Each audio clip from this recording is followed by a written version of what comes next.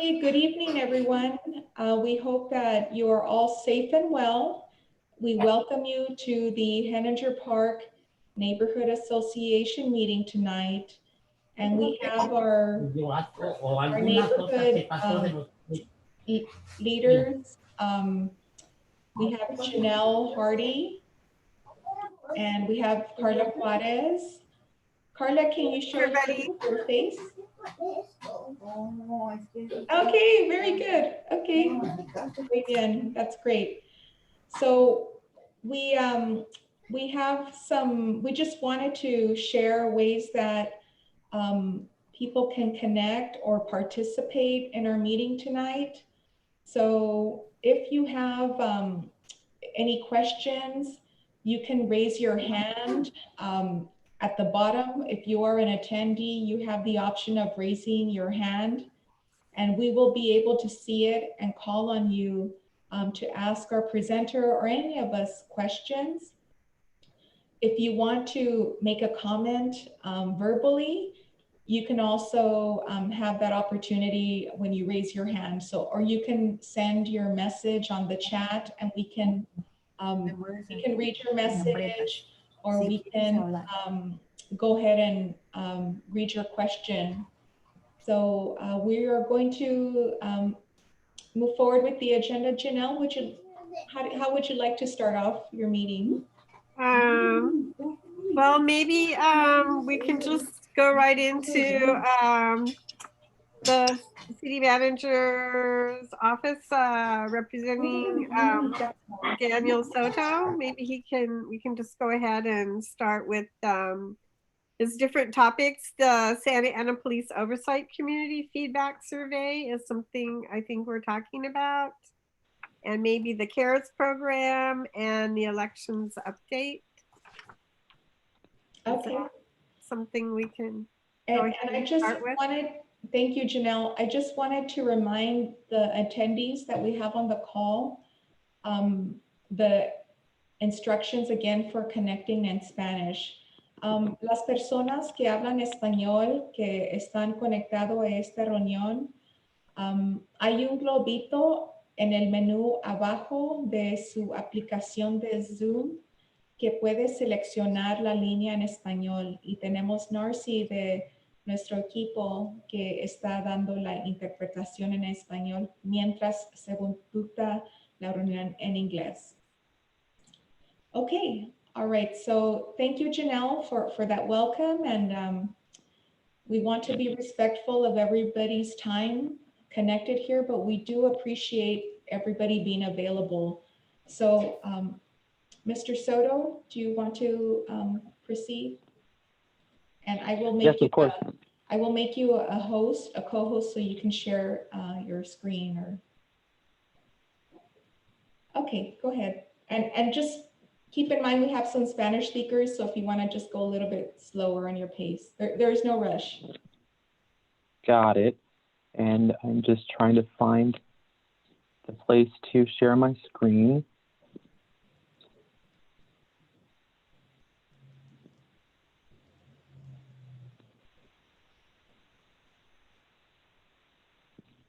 Margarita, can you check to see that I'm allowed to share my screen? Oh yes, let's see. Yeah, you should be able to because you're a co-host now.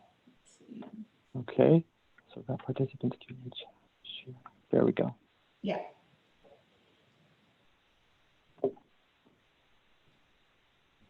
Okay. So good evening, everyone, and thank you for having me attend the Heninger Park Neighborhood Association's meeting tonight. Like Ms. Hardy mentioned, I'm going to provide an overview of 3 items. One is a police oversight community feedback survey. The second is a quick update for Santa Ana CARES. And third, just a brief notification about the 2020 general election for Santa Ana. So I'll go ahead and get started for police oversight. I have a quick presentation.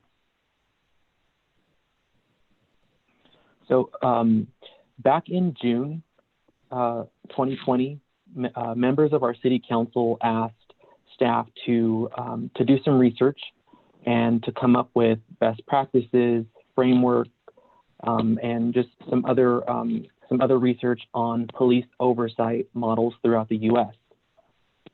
So we started with what is police oversight, and the definition varies by source, but generally a police oversight commission is a form of oversight of law enforcement officer conduct. And the purpose of police oversight is to improve law enforcement performance and accountability. So a leading scholar in the field of police oversight named Samuel Walker distilled best practices into a concise and practical list designed to facilitate police reform. And here are some of these best practices: use of force and other critical incident reporting, open and accessible citizen complaint procedures, early intervention systems, and external citizen oversight. Again, best practices, similar to the definition, will vary by source. Some more best practices show that any successful police oversight model must address the rules, policies, norms, and culture of the police department. Research suggests that police misconduct is often driven by the ethos of the police organization. Now looking at different police oversight models. There are generally two types of police oversight models, and again, these can be viewed differently, but generally you can see police oversight models with investigatory powers and police oversight models without investigatory powers. So police oversight with investigatory powers. These consist of assigned members who have the additional authority to investigate complaints separately and externally from the police department. They are generally seen in organizations who have a history of serious patterns and practices of misconduct, and they may make findings and recommendations to administrators regarding discipline and or policy. Daniel? Yeah. So maybe after you go over this second model, we can open it up to any questions, because I know this is all new, for our community. Okay. Okay, go ahead. I'm sorry. Okay. Oh, no, thank you. And the second is police oversight models without investigatory powers. And these models typically consist of members who review police misconduct investigations to determine whether they were conducted appropriately and adequately. Members agree or disagree with the findings of the internal affairs investigation and may make recommendations, and they may also provide proposals or recommendations regarding departmental policies. And so these are just a quick overview of both the police oversight with and without investigatory powers. And I'm free to field any questions from the attendees. Yes, so Janelle or Carla or Mario, Maria, or Francis, let us know at this point. I know Daniel still has some more material to share, but to the extent that you have any questions about these different models of police oversight, he can probably answer them before he continues.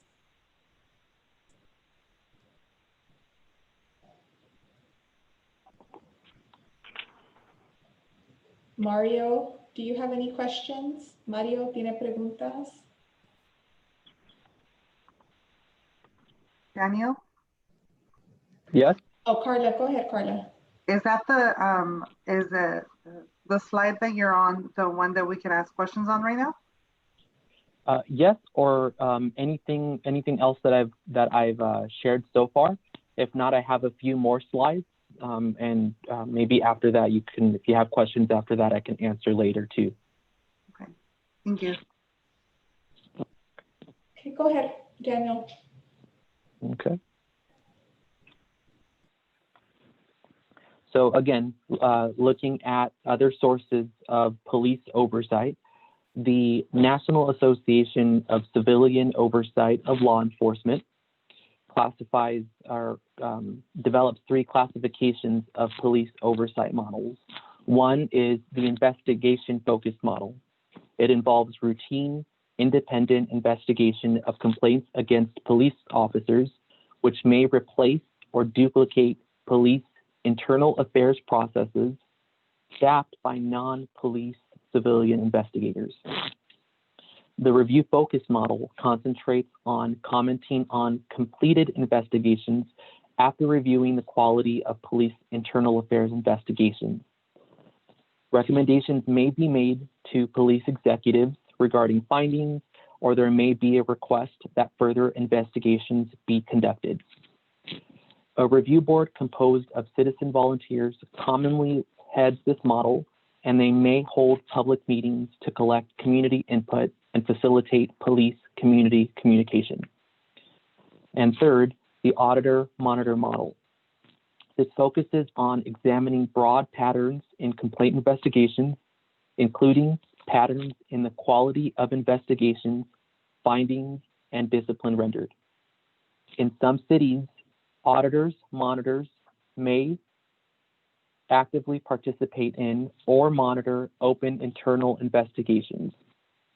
This model often seeks to promote broad organizational change by conducting systematic reviews of police policies or training and making recommendations for improvement. And some of this content's a little heavy. We have information, all of this is available on our city website for you to take a look at. And of course, we encourage you to look for additional sources of information as well and ask questions so that we can clarify or answer other questions that you have. So just a little bit of history of police oversight. Since the 1970s, more than 200 police oversight commissions have been established throughout the U.S. Police oversight programs vary significantly from one city to the next, and even within the general categories described here so far. So with the different 3 classifications or the different models with or without investigatory powers from one city to the next, these police oversight models differ. The flexibility varies as well, and the cost. And from the research that I've been able to gather, the best approach continues to be a subject of debate among scholars in the police oversight field. Carla, did you have a question? I thought you were going to ask something. Yes, I wanted to know what the costs are. And I am very confused, and I'm still trying to understand how the cost. Oh, I'm yes, sorry. on the different options that the city is looking into. Because I believe that anything that has to do with money would have to go through the city council first for approval. So I wanted to know if there's like a cost. So depending on the model and type and the exact specifications of police oversight model that the city that the city council would consider implementing, the cost will vary. So the cost can be for staffing, other resources associated with the police oversight model, and that's something that we're still looking into. So we're planning on returning to the city council in December with additional information, and cost will be one of those items. Again, we'll be able to survey cities, and like I mentioned, the police oversight models vary from one city to the next, and those costs also vary significantly too. So we'll be able to provide a range and maybe an average of different costs, and we'll have that available likely at our December 15th City Council meeting. And that will also be available on the website at the link that you see on the screen. Oh, thank you, Daniel. I wanted to see if there was anybody else who's connected on this virtual call who has questions regarding the police oversight models that Daniel Soto was referencing. So I wanted to ask, Janelle, did you have any specific questions? Yes, I do. Thank you. My first question is, where is the request for a police oversight committee originating from? Is this something the residents or the council or the city manager's office? Who decided that we needed this? Police oversight committee, because I'm getting the feeling that it's something cities feel they need for one reason or another. Okay. At the June, I believe, let me make sure I have the right date. I believe it was at our June 16th city council meeting. Just a second.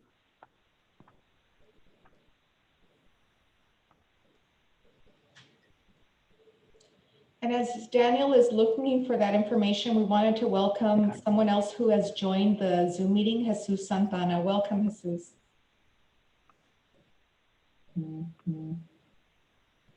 So at our June 16th city council meeting, members of our city council requested and directed staff to research this topic. So that's where this original report came from.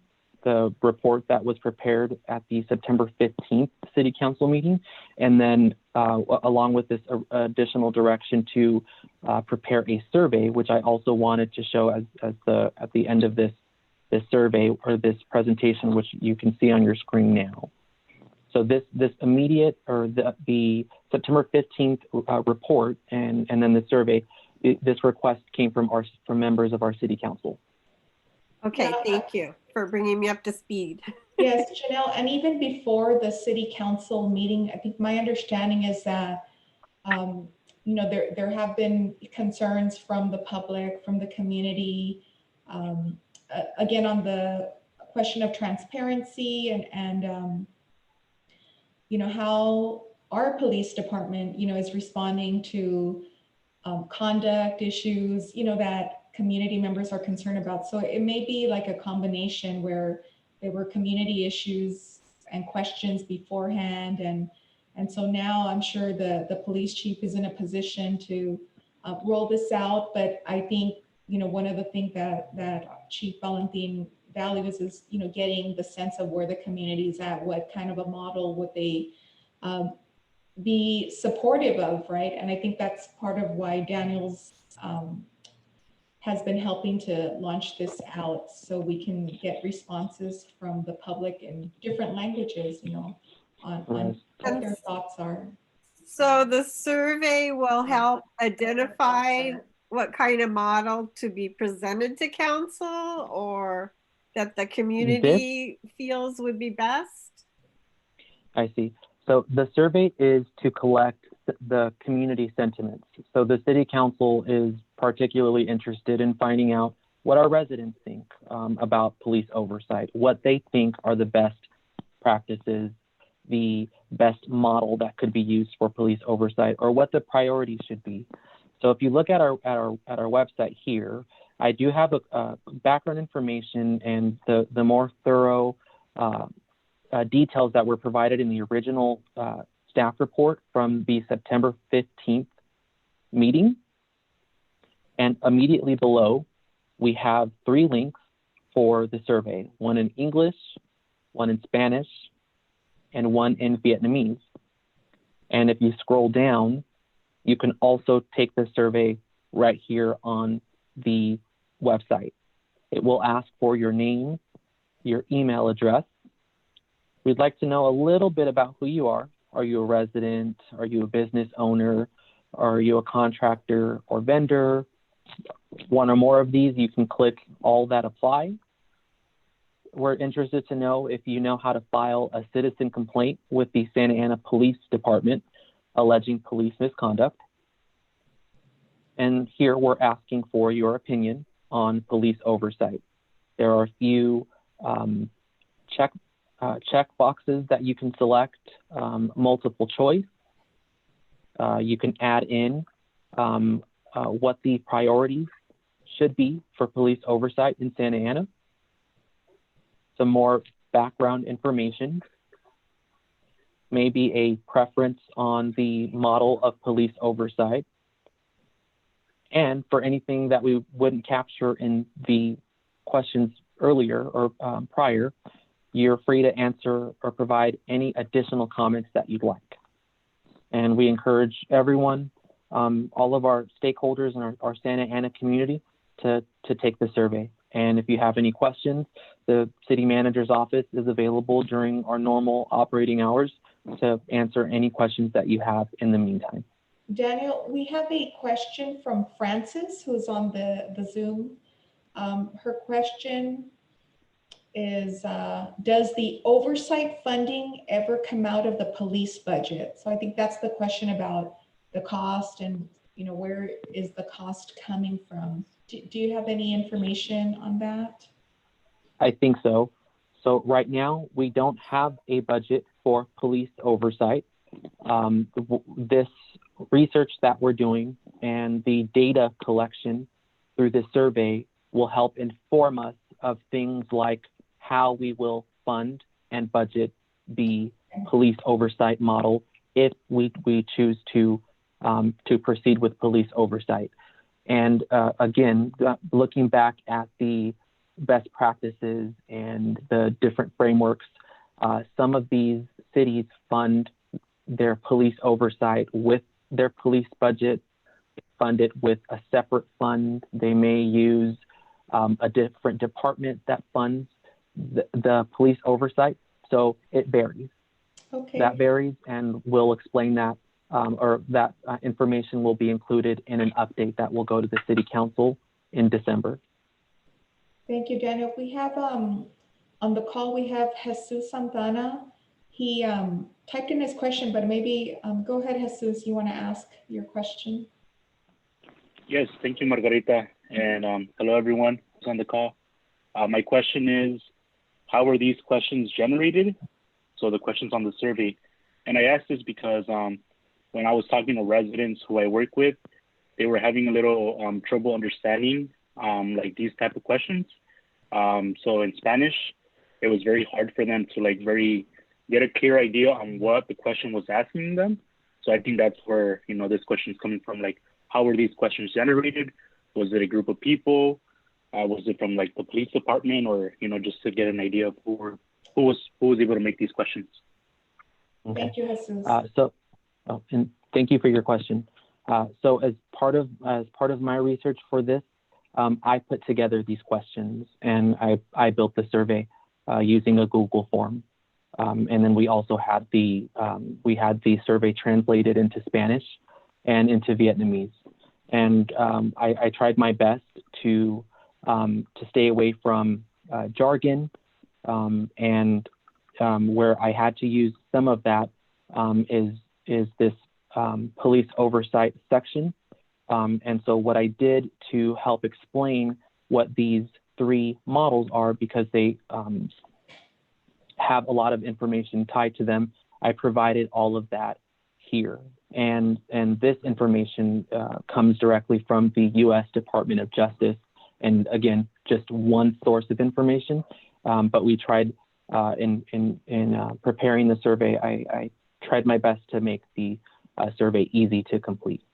So maybe just in response to the feedback, which is great, would you be able to just quickly recap the three models so that at least the community, you know, on this call has, you know, can walk away having a more clear understanding on what like the investigation focused model is, like what are the highlights about that model? Same thing with the review focused model and the auditor monitor model. Yes. Go ahead, Daniel. Sure. So I tried to summarize it here, what you see on the screen. The investigation-focused model involves routine, independent investigations of complaints against police officers, which may replace or duplicate police internal affairs processes staffed by non-police civilian investigators. The review-focused model concentrates on commenting on completed investigations after reviewing the quality of police internal affairs investigations.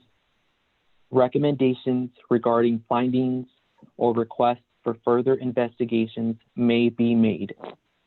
A review board is composed of citizen volunteers who may hold public meetings to collect community input and facilitate police-community communication. Third, the auditor-monitor model focuses on examining broad patterns in complaint investigations, including patterns in the quality of investigations, findings, and discipline. Further, in some cities, auditor monitors may actively participate in or monitor open internal investigations. This model often seeks to promote broad organizational change by conducting systematic reviews of police policies, practices, or training, and making recommendations for improvement. On the survey, I include a link directly to a report. This is just one source of information that the U.S. Department of Justice office prepared, and it's available online. And it's just one source of information that folks can read for more details. And additionally, I encourage folks to see other resources as well. So Janelle has a question on the chat, and then we'll ask the other callers who haven't asked a question. So Janelle's question reads, does Los Angeles or San Diego have police oversight committees? If so, what model, and what about Riverside? Okay, so I know off the top of my head that the city of Los Angeles does have a police oversight commission. And so that one is a commission. My understanding is that their commission has recently gone through some changes, and I don't know which of the three models that their oversight commission would fall under.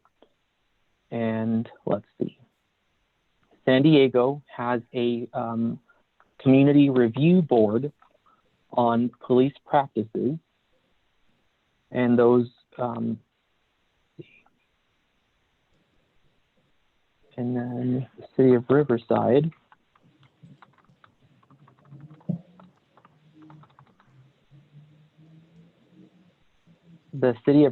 has a community police oversight commission. And so all of these, just quickly glancing at them all, they are all different. And I can show you what I'm looking at too, if you'd like. And this is publicly available information, but the Los Angeles County Civilian Oversight Commission.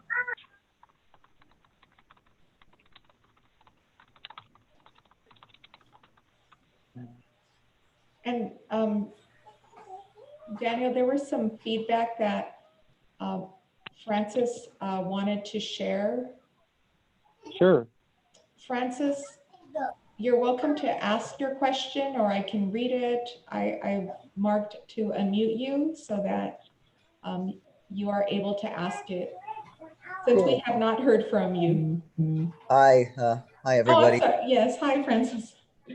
Yeah, so my question is just if we could have some data on successful outcomes for the different types of models, just what positive changes came from each type to kind of make a better informed decision. Excellent. Yes. Thank you, Francis. Thank you, yes. That will be included in the informational report that we prepare to the City Council in December. Excellent. So Mario, do you have any questions? You're unmuted right now, so you can ask any questions, or Mario?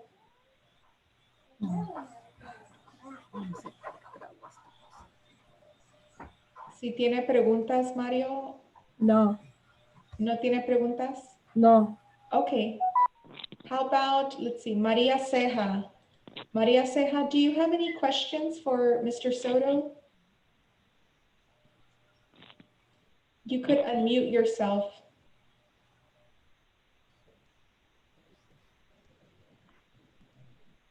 Puede prender el micrófono para hablar, María.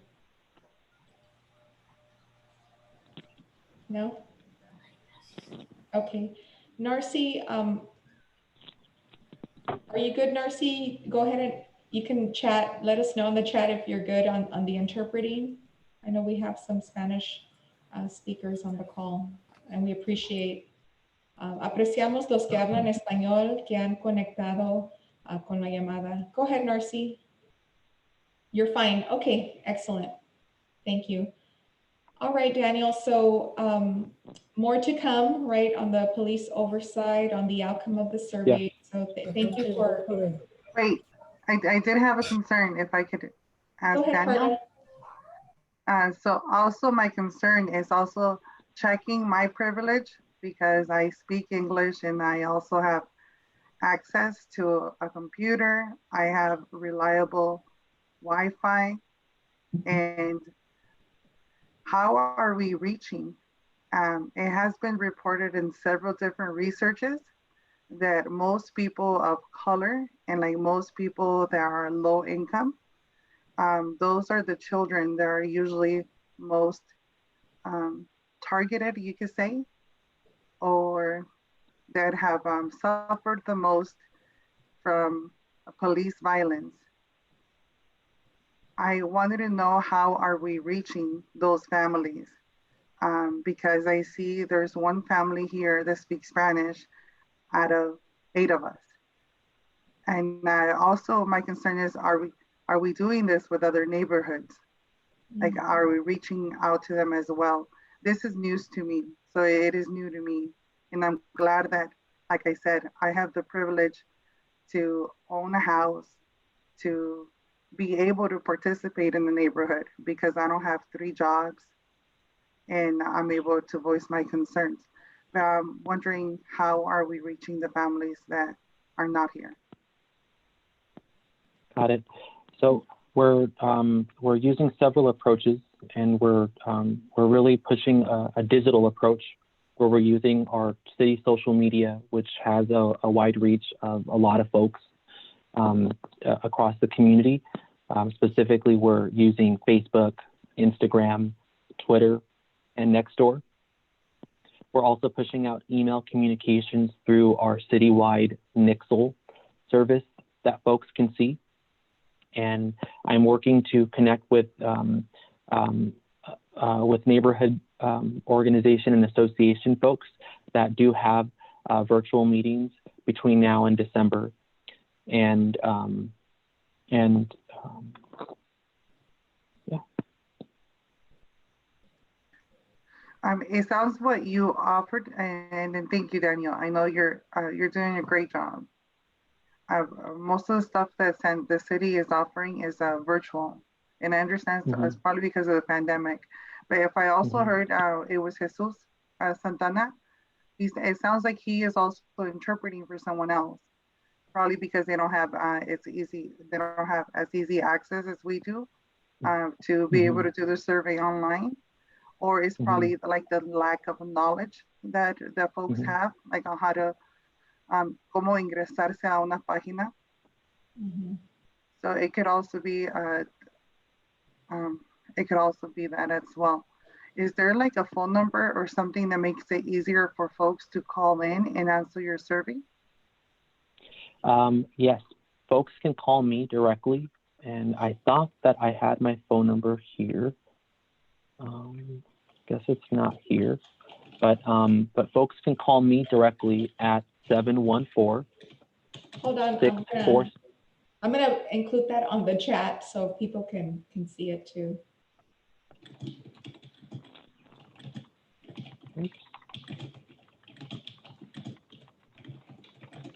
Thank you, Daniel.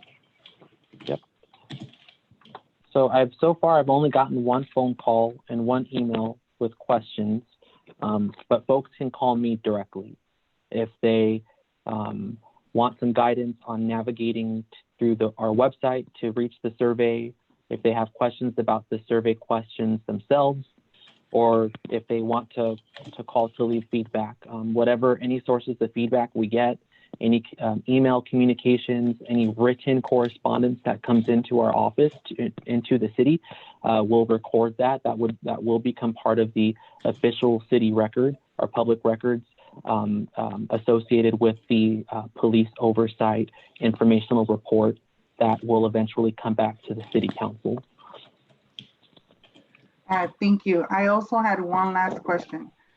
The oversight committee is important to me because it has affected people that I know, and like sadly, I've known people that have been killed by a police officer while on duty, and the person did not have any weapons on him and was shot in the back. So, for example, for the police officer that has continuous, I want to know what is there that could, so to speak, bring justice, like to like if we have one police officer, then the last year killed 10 people, like that's obviously a red flag. Even if it was a doctor or a nurse, if you kill like 10 people in a year, I think you're in the wrong field. Like I want to see what kind of power would come from a oversight committee to remove that police officer. They say that not all cops are bad, that you have good cops, but what could the committee or oversight committee do to remove the bad ones? Okay, so I don't know that I have enough information to answer your question.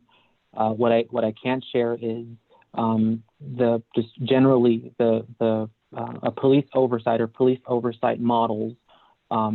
Their purpose is to improve law enforcement performance and accountability, and it's a method. It's a type of oversight of law enforcement officer conduct or misconduct. And depending on the police oversight model, the police oversight has different authority to do different things.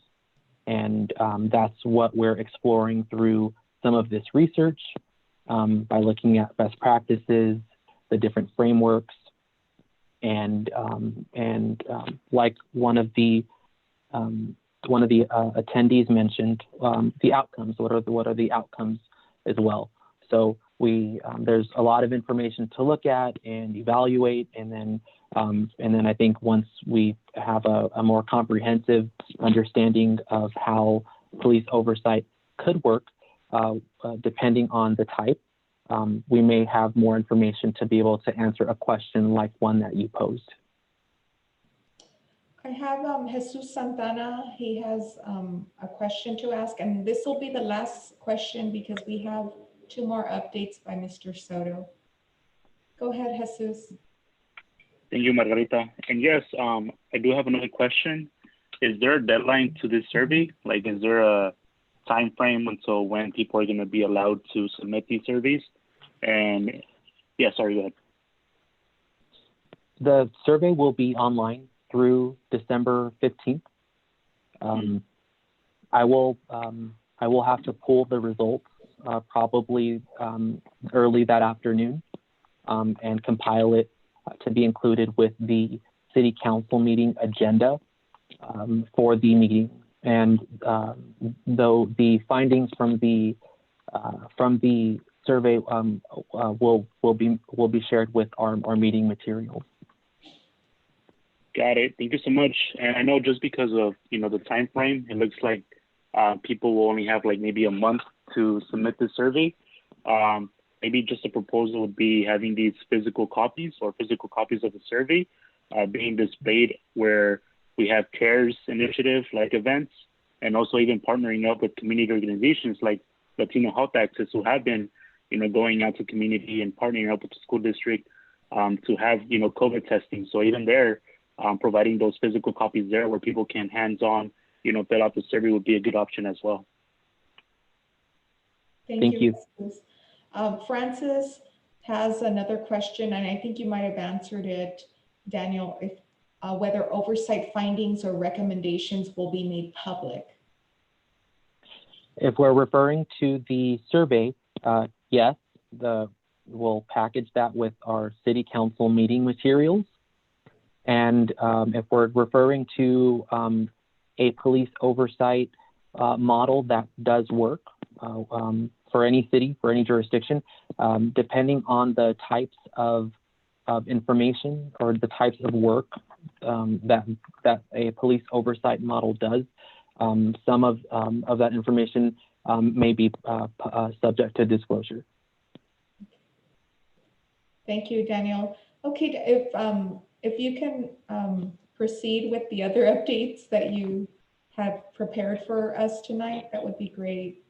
And we appreciate everyone's participation on this very important matter on police oversight and how the community can participate in kind of shaping how it turns out, right? That's the process. Thank you, everyone. So the next item will just be a brief update regarding the Santa Ana Cares program. This is a community engagement initiative that the City Council authorized back in August when the city received a little over $28 million in coronavirus relief funds from the federal government and through the state government. A lot of what we're providing is free COVID-19 testing. We know that COVID has been around for a while, and we're still encouraging our residents to get tested. We offer free COVID-19 testing for all Santa Ana residents. We have been out in several neighborhoods and at city parks providing pop-up testing through our testing vendor.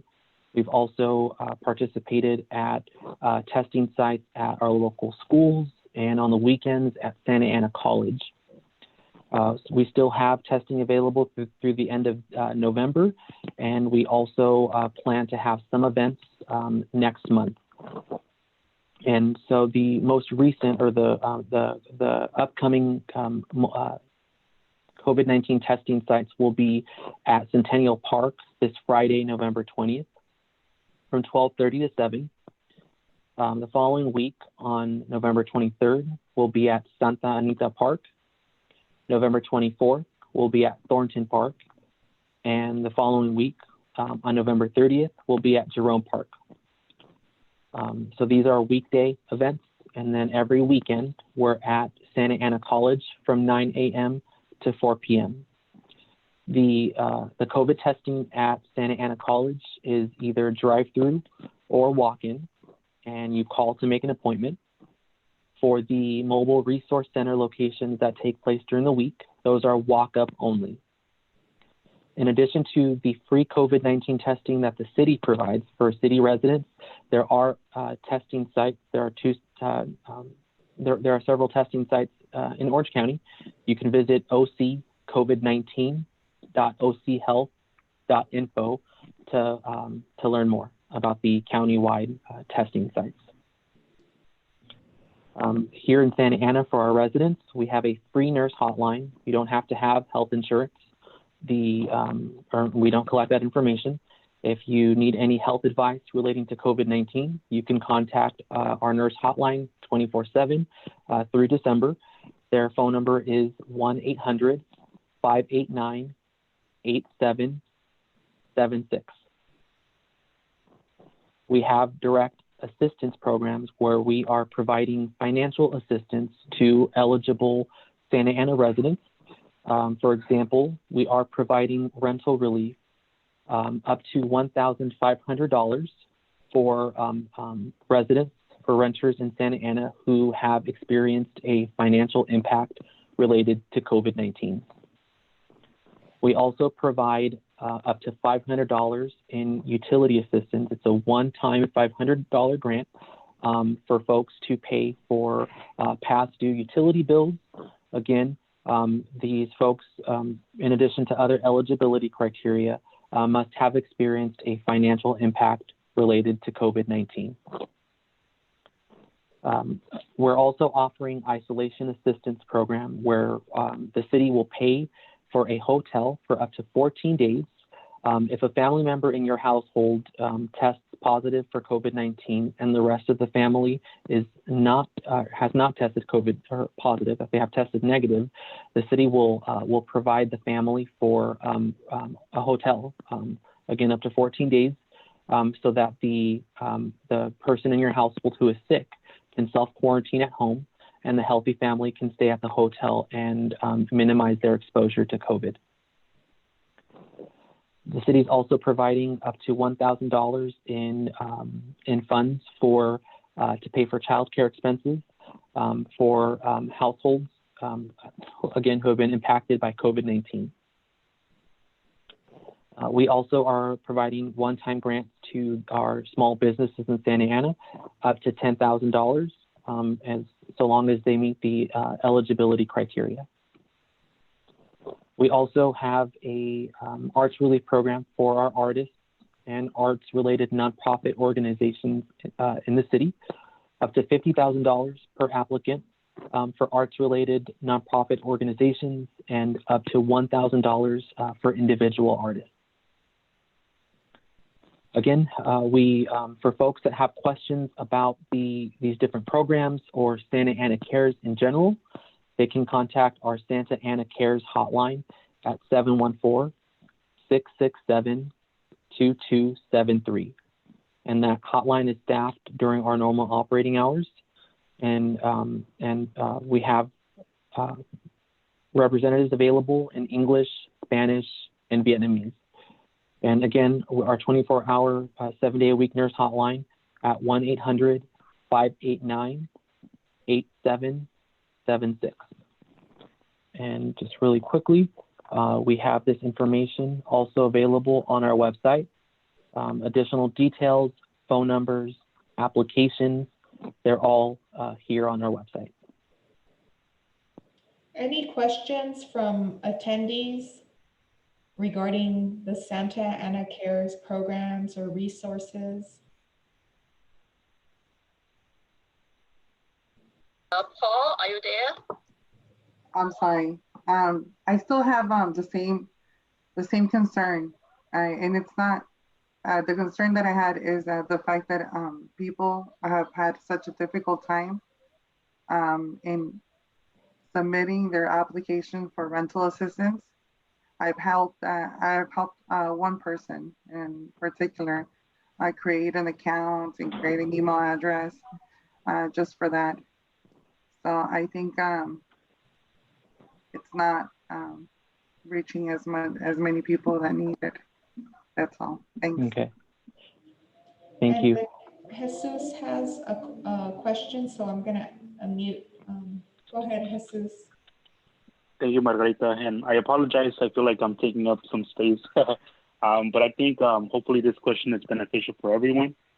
And the question is, do we know like an estimate of how much available, what's it called, like budget is still available for, residents in regards to like the rental assistance?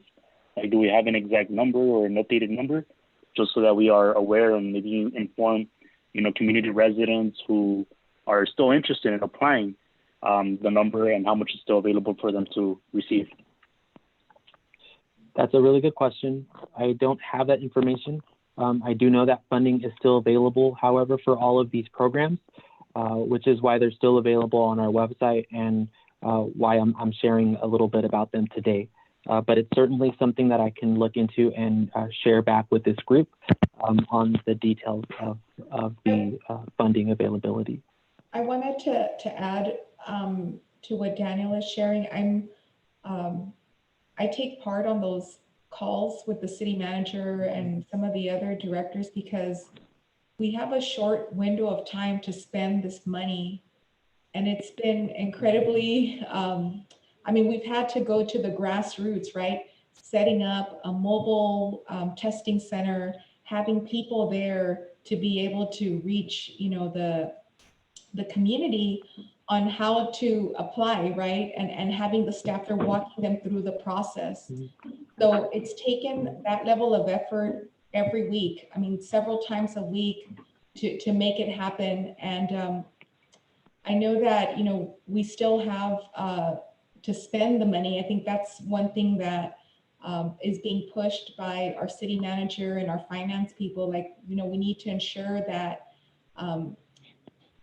landlords, tenants, you know, all the other programs that have been designated are getting spent. And so, yeah, there is a push, you know, to do that. And I'm glad, you know, Jesus and Carla, I'm sure you are helping people and others are helping people to get through the pipeline, knowing that, you know, they need that money, they need that assistance. And on the city side, we need to spend it. So that is like the message that's being, you know, conveyed, that yes, we need to spend these monies, we need to get out there, and, you know, we need to get our community more tested.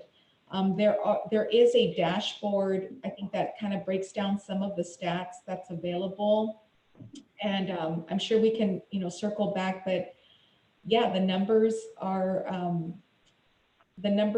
high, and our push is to make sure that our community feels comfortable, you know, coming out, you know, to one of these events, getting tested and getting informed and connected to resources. That's like the #1 priority. And if it means, you know, having staff there, having staff before, leaving door hangers, you know, it takes quite an effort, but I think it's taken, you know, a couple of months to get people to trust, like, oh, okay, this is something that is important.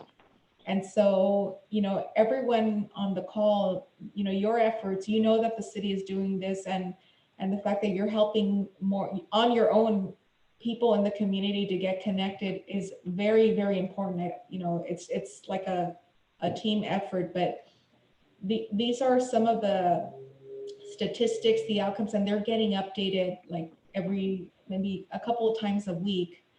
But I think it's an effort to respond to the outcry for the challenge that a lot of our community is facing in terms of jobs, you know, in terms of housing, homeless prevention, isolation, and that's all new. I don't think you have a lot of cities that have gone to this extent to have a presence in neighborhoods like, I think, the way that we've done it. So yeah, I'm sure there's a lot, you know, there's ideas on how to improve or strengthen that effort. But our sense is that, you know, what we're doing right now by establishing a hotline and having it staffed, I mean, there are a number of questions that the community has. And, you know, even our staff, Narcy and Alyssa, who are involved in that effort, you know, have, you know, people are just, they want to make sure like everything gets turned in, the documentation, and that they're very clear about the process and what to expect. So it's a major learning curve for all of us. But thank you, Carla and Jesus and Janelle and everyone, you know, for your efforts in supporting and getting others to get connected. Mario, Francis, or Maria, do you have any questions? Preguntas?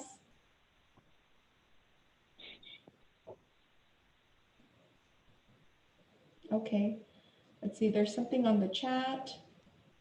Okay, I think, all right.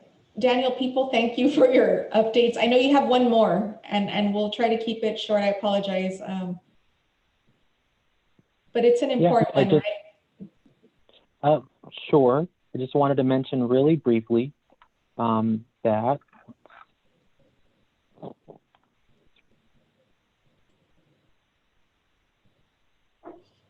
just really quickly, the city had our general municipal election on November 3rd, and the city will certify the election results by December 8th, and that will take place at a public meeting of the city council.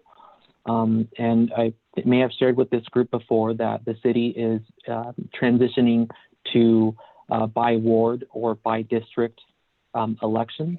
we officially transitioned our voting system, and we have a sequence of elections where, as folks may have seen, for the November 3rd, 2020 election, we had by ward or by district elections for wards 1, 3, and 5.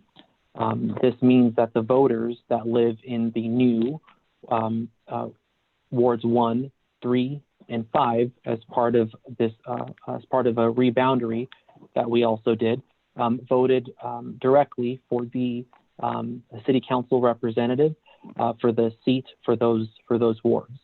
Again, those election results will be certified on December 8th.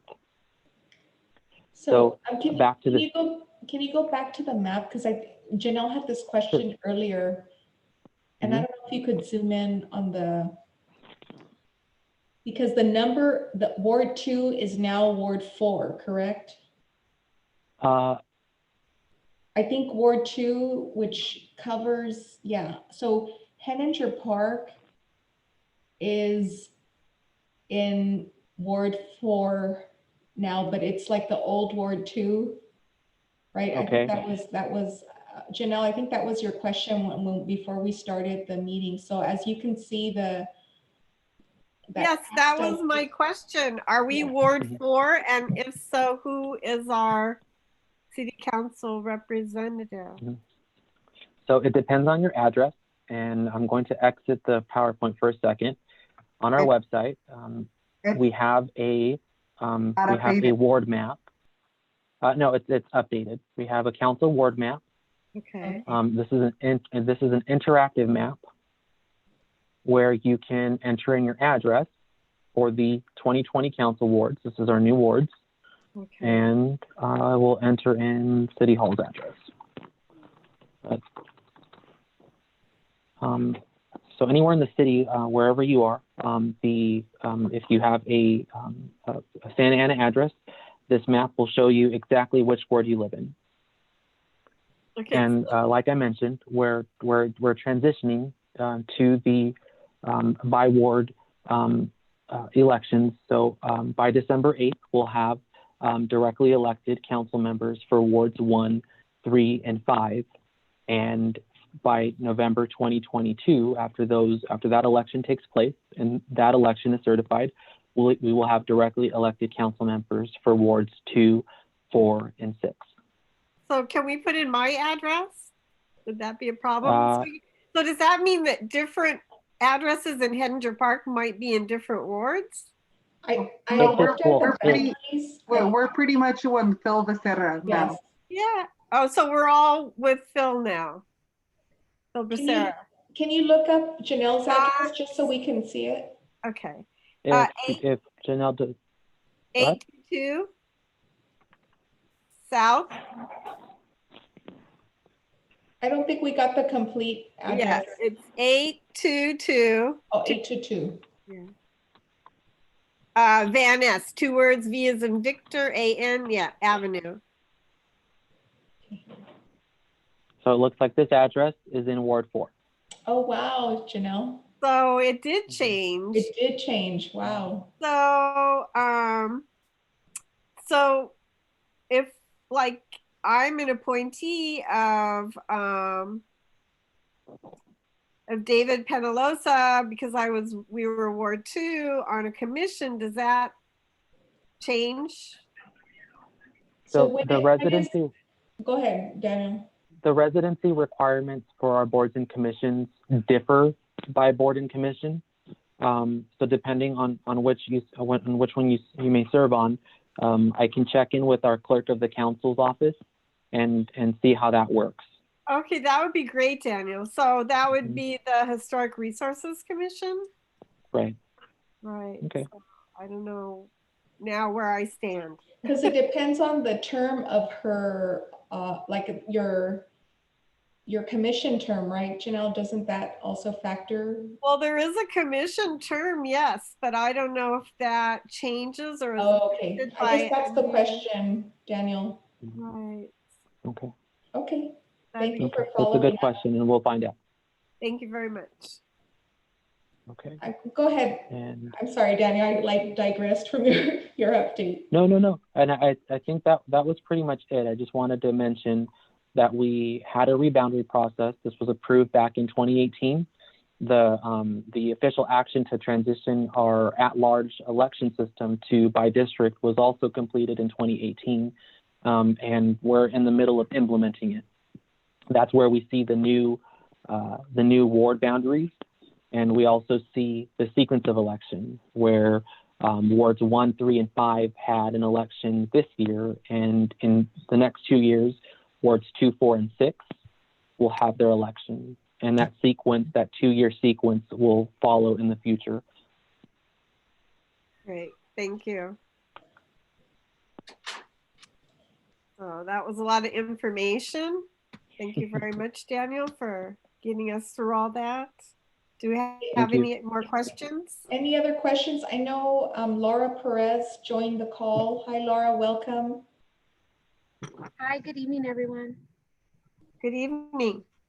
Laura, did you have any questions? Since I think most folks have had the opportunity to ask questions. No, I just happen to see that you guys have a meeting going on right now, and I'm at work. That's why I muted myself.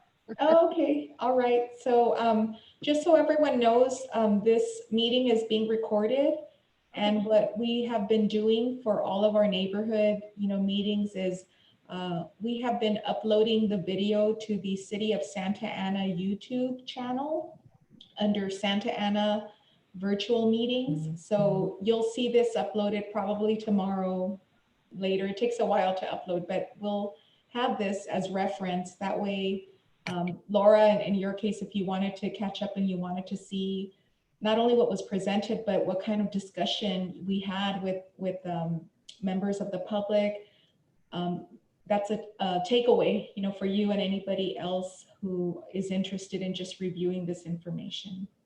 Okay, I did have a question. I just joined, but I had a question regarding, I know that with Mr. Sarmiento moving into a new position in the next couple of weeks, and I don't know if this has been covered, but what's going to happen with his district? He was still overlapping, correct?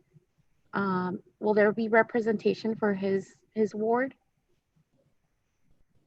So our election results haven't been certified yet, but the mayor will serve at large, and the rest of our council members, our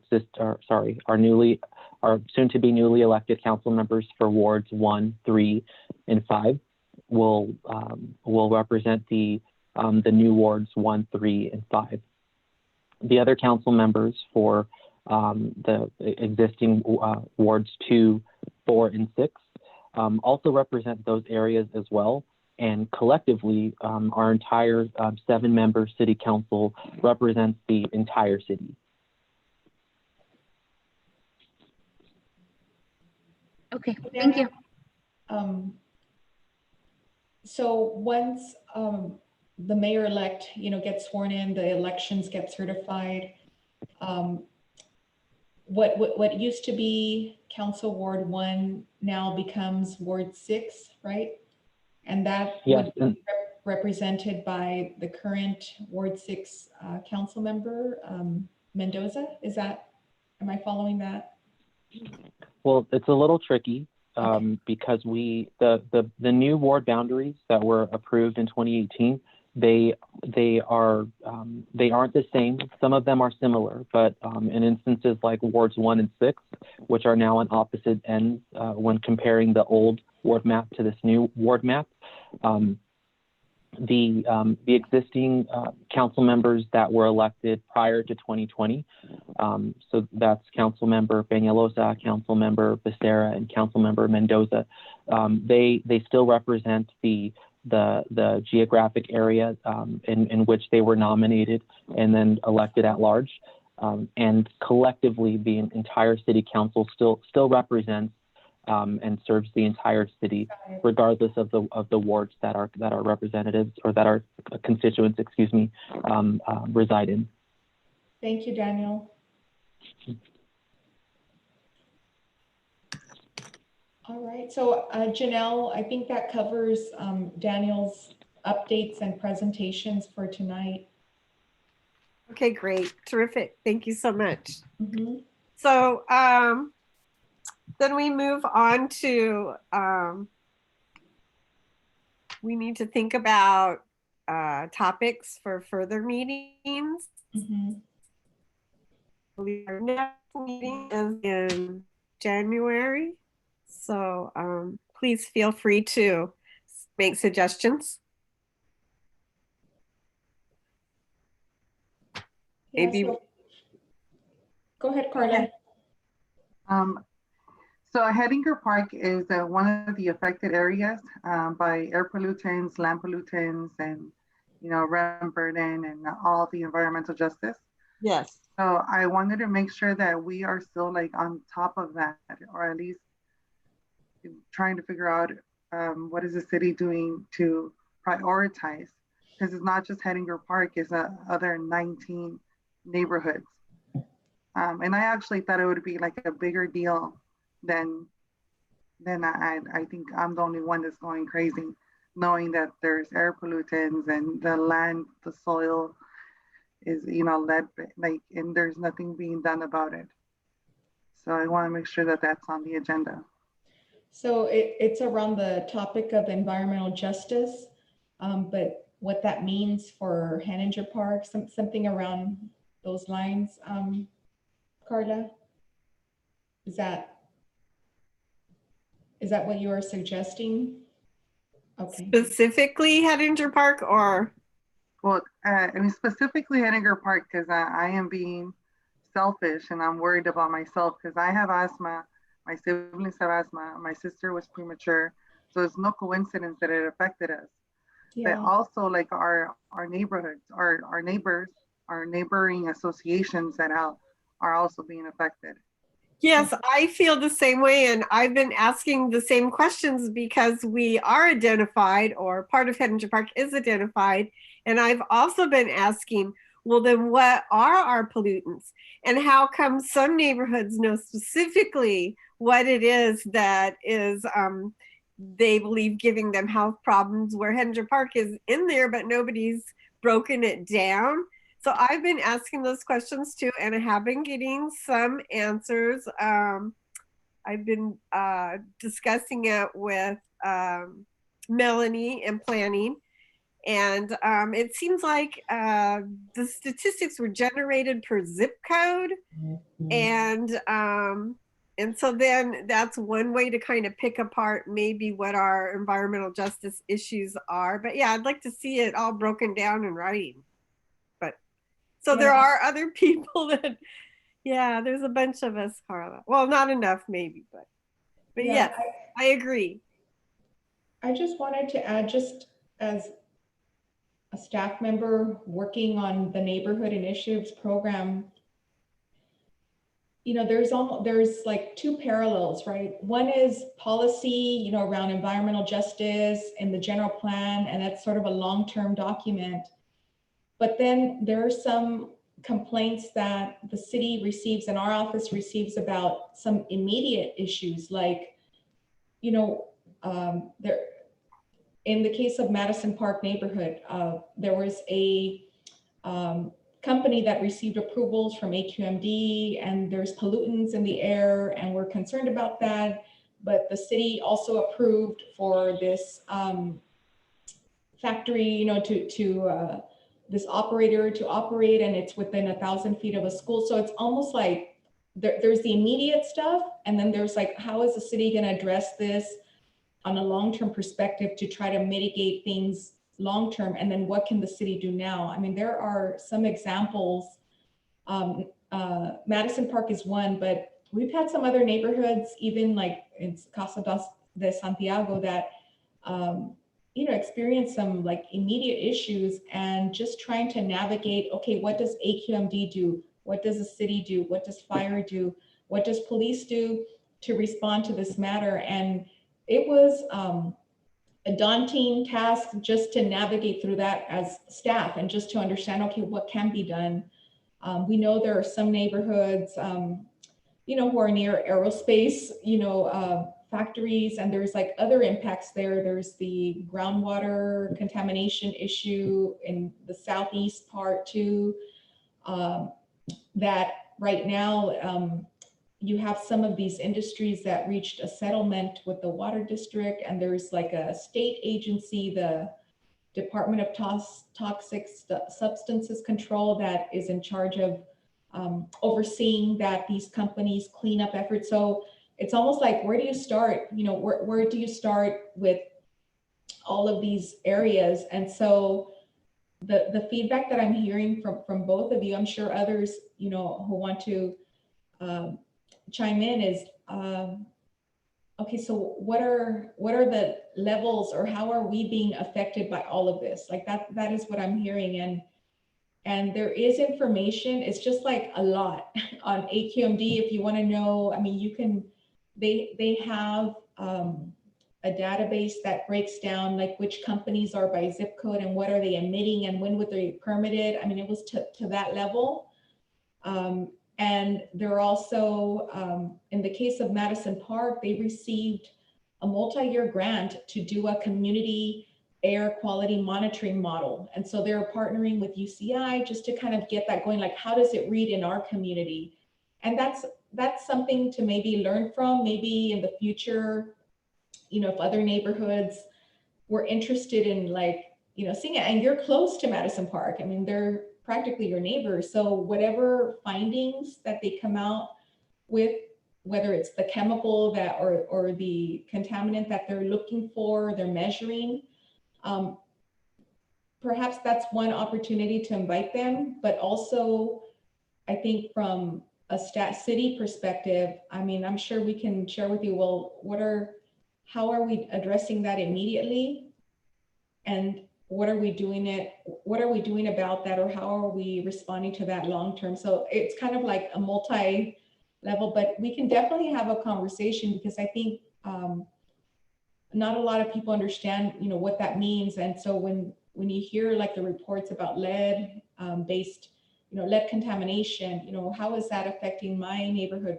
What are the samples read? So I think I can probably work with both of you, Carla and Janelle, just to kind of narrow it down so that it's not like so overwhelming, but it's interesting and it's engaging and it's a learning opportunity, you know, for other people in the community who want to connect and learn more about it. That would be my recommendation. Thank you, Margarita. Mm-hmm. And part of the pressure is that other neighborhood leaders are, you know, asking to join forces with them. Yeah. But if we don't know as a neighborhood what our particular issues are, we can't fight a battle and find solutions. Yeah. You know, because if you're going to join the fight, you're there to find solutions for what your issues are. And that's why I think they need to be identified. Mm-hmm. So, and okay.